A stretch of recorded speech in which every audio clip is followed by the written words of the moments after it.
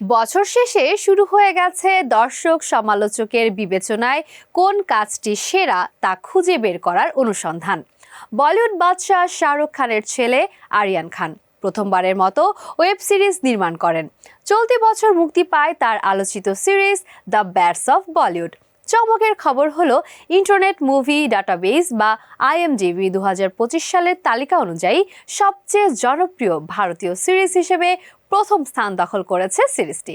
So viewers, এবার দেখে নেব আজকের সিলভার স্ক্রিনে নিউ মুভি আপডেট। कभी झुकने की नौबत आए भी ना तो सर उठाना, ऊपर देखना और याद करना तो कौन। IMDb'র তালিকায় প্রথম স্থান পেয়েছে জনপ্রিয় ভারতীয় web series the bats of Bollywood. 10 December internet movie database IMDb 2025 সালের সবচেয়ে জনপ্রিয় 10 ভারতীয় সিরিজের নাম প্রকাশ করেছে। তালিকার শীর্ষে জায়গা করে নেয় আরিয়ান খানের the bats of Bollywood. Aryan Khan জানান, দ্য ব্যাটস অফ বলিউডের লক্ষ্যই ছিল আলোড়ন সৃষ্টি করা এবং দর্শকের আলোচনায় জায়গা করে নেয়া।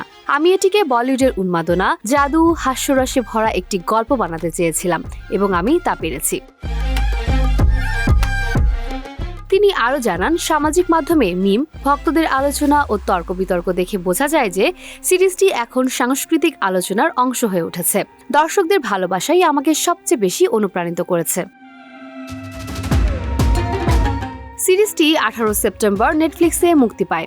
বলিউডের ক্ষমতার লড়াই ও বাইরের মানুষদের টিকে থাকার সংগ্রামকে কেন্দ্র করে গল্পটি নির্মিত হয়েছে। সো ভিউয়ার্স, চাইলে সময় নিয়ে দেখে ফেলতে পারেন সিরিজটি।